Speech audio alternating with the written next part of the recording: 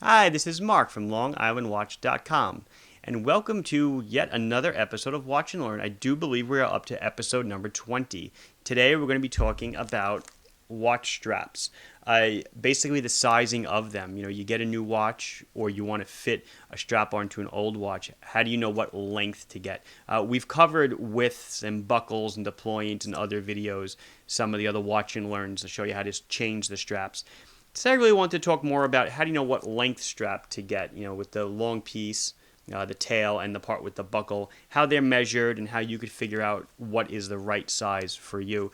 The industry is it's standardized only in one dimension, and that dimension I don't think really gives you enough information to figure out what size strap you need. Unfortunately, most people fall in the range of a 7 to a 7 1/4 inch wrist, so that regular straps probably fit you no problem.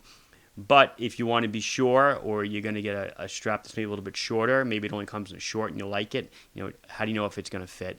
And I'll go over some stuff with you, and hopefully you can apply that to your strap shopping. I'll do my own wrist check.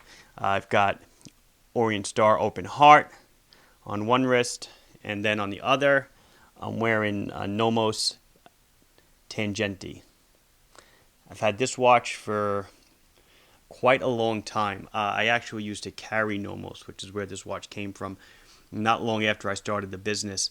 So this watch is probably bordering on 8 to 10 years old. So enough about me. Let's get over to the table and let's talk about watch straps. So you have your new watch or your old watch and you want to fit it with a new strap. So this strap is getting kind of dingy. But let's say you want a new strap, but you don't know what length you need or what length your wrist requires. Maybe you haven't bought straps before. This is the first time, so you need to know if a regular length will fit you. And straps usually come in short, regular, and long. Regular by far being the most popular, obviously. All colors, sizes are available in regular. When you get into the shorts and the longs, the selection does diminish quite considerably. Hirsch does make many of their straps in mediums, or what they call a medium. It's actually a short, and the extra long size.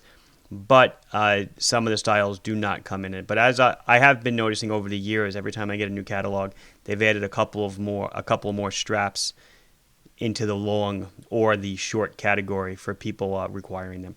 So it's really just an effort in simple math. All you're going to do is take your wrist. So I'm wearing my glove, but let's say I wasn't. So you figure out where you like wearing your watch. Is it below the bone or above the bone? As I like to say, this bone here. I wear mine down here.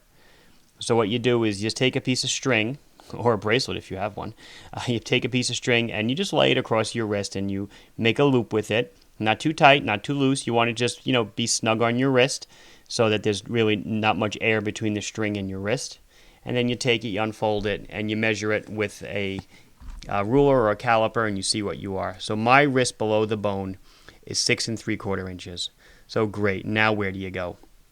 Well, straps are measured in millimeters. So being in America, we have to first translate our wrist size into a millimeter size.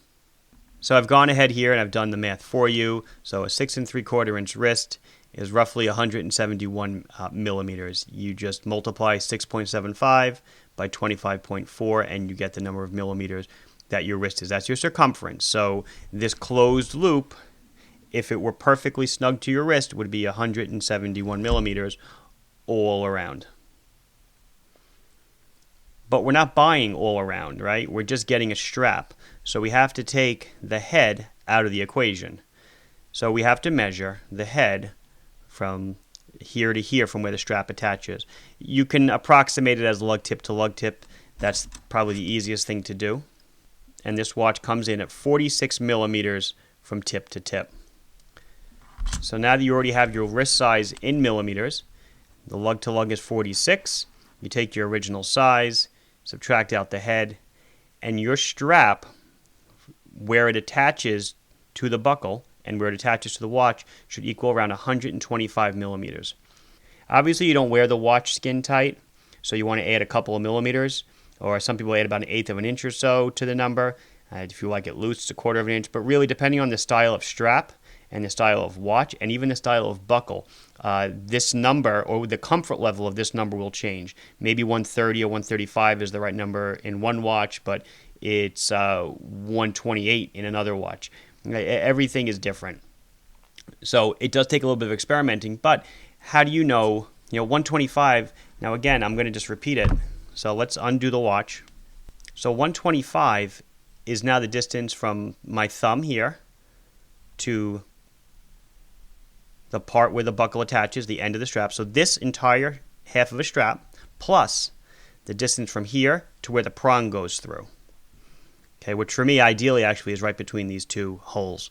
So maybe you punch a hole, or maybe you live with it loose, or you live with it tight, or when your wrist swells, you loosen it up a bit. Nobody specifies straps in that regard. Everyone specifies straps in lengths of the two pieces. So I'm going to use Hirsch as an example, but D Model, Toscana, another brand that we carry, everybody follows the same suit. The strap is measured in two dimensions. This is considered a 120 by 80. This piece is 120 millimeters from where the lug attaches to the very tip. This piece is 80 millimeters from where the lug attaches to the end of the leather. So the two pieces of leather together measure to be 120 by 80 millimeters, or altogether 200 millimeters, which is roughly 7 3/4 inches. But that tells you nothing, because as you wear a strap, you cannot utilize any of the zone from this hole up to here for a number of reasons. Maybe you could punch one more hole in it, but usually straps will taper up and the taper will not fit through the buckle. And then you cannot utilize the zone between the last hole and the end usually, or else you wind up with the little flap sticking out and it doesn't go under the keeper here. So it sticks out like that, and who wants to wear a watch like that? So as it turns out, I measured a whole bunch of straps, and I came up with this for the regular length of a 120 by 80 strap. The usable zone is generally as short as 130 millimeters to as high as 180 millimeters. So my wrist being my strap requirement from before being 125 millimeter, I'm really at the low end of the 120 by 80 strap for that watch size. Remember, it also depends on this 46 millimeter head size of the watch. Everything depends on one another. So I'm really at the minimum of what's required, and that is true. I can actually wear that strap on the last hole in the wintertime. It is okay. It may be a bit tight. In the summer, I certainly cannot wear it. It's way too tight. I need it on the second to last hole. So it does work out, and like I said, I measured a bunch of straps, and this is kind of the zone I figured in. But what bothers me about the industry in general is they tell you this. They don't tell you this. Now contrast that to a bracelet. So here is a nice sty bracelet that we sell, this Milanese mesh. Really a good quality double deploying clasp with some removable links.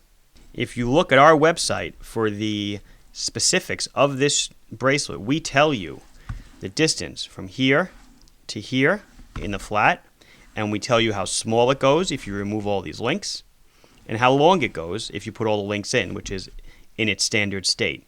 We do the same thing with the bracelets with the single flip lock deployant. Bracelets are really good for determining size because you know your zone. My zone is, say, 130 millimeters for that watch, so I would need a bracelet that goes down to around 130, 135. And I can go to the website and I can find where that zone is. Straps, not so much. So I'm going to bring up a bunch of straps now from different manufacturers, and I will show you the differences. So here I've got two thick cut straps. I have one which is made by a company called Toscana. We sell many straps from them, and I have the Hirsch Liberty on the right, which is a far more expensive strap. This strap's around $45, and the strap on the left here, this one's about $20.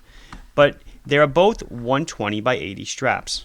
So if I hold up the 80 portion first, you'll see that they are pretty much the same size, as I'm trying to get them lined up. The buckles are a bit different. I don't think it's going to weigh that much on how you wear it. But the straps themselves, this portion, 80 millimeters is 80 millimeters. They're both the same size. Now let's look at the tails. So the Hirsch is on the top, and the Toscana is on the bottom. Now both these tails are 120 millimeters long. Okay, but look where the holes are punched.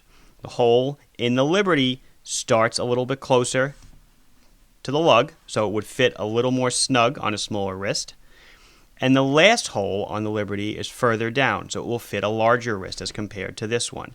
Now, I really doubt that this hole is actually usable because the Liberty is such a thick strap. I don't think it's going to fit under the keeper properly. But even so, you can still see even the second to last hole. They don't fit the same size wrist. Now, are the holes evenly spaced about each other? Yeah, pretty much. If I do that, you can see right through it. And they're on about 1/4 inch spaces, which is about as small as you can go. You could go smaller. It just looks really funny. If you had to punch your own hole, I guess you could, although through the Liberty that might be a problem. But I'm just trying to highlight the problem of the strap industry in general. I wish they would just make straps like bracelets and say the strap will go on the smallest hole the strap will go on the smallest hole to the largest hole, and here's your range of measurement. 130 millimeters, 180 millimeters, or whatever the case may be. Instead, they just all tell you it's 120 by 80. I would like to bring up, I have a Liberty here in what they call XL. So Hirsch is a bit weird. Always have been, as long as I've carried them. So this is the Liberty. See though this L right here? That stands for long, but long to them is standard. It's 120 by 80. They don't make a short. They make an M for medium, an L for long, and an XL for extra long. So their long is their regular. Try to figure that one out, and you could see that where the industry is coming from, nothing really makes a lot of sense. But that's Hirsch's thing. I don't think anyone else does that. So let's compare the Liberty XL, or the long one, to the regular one. Okay, we start with the tails. The XL is on top. So you can see it's pretty much the same strap. Same tail. Both are 120 millimeters. The hole punches are exactly the same. So where are they different? Well, they better be different in the short portion. And they are. The XL is on top, and you can see quite a difference. It's around a 20 millimeter difference, which is pretty close to an inch. So if before we could fit, up to a 7 3/4 inch wrist with whatever watch we were wearing, now we can fit, up to probably an 8.5 inch wrist or something really a big wrist. So that's where longs or extra longs come into account. So they do allow for that extra play. And then likewise, a short, I don't have any here, or a medium or whatever they call it, again, is just a little bit shorter.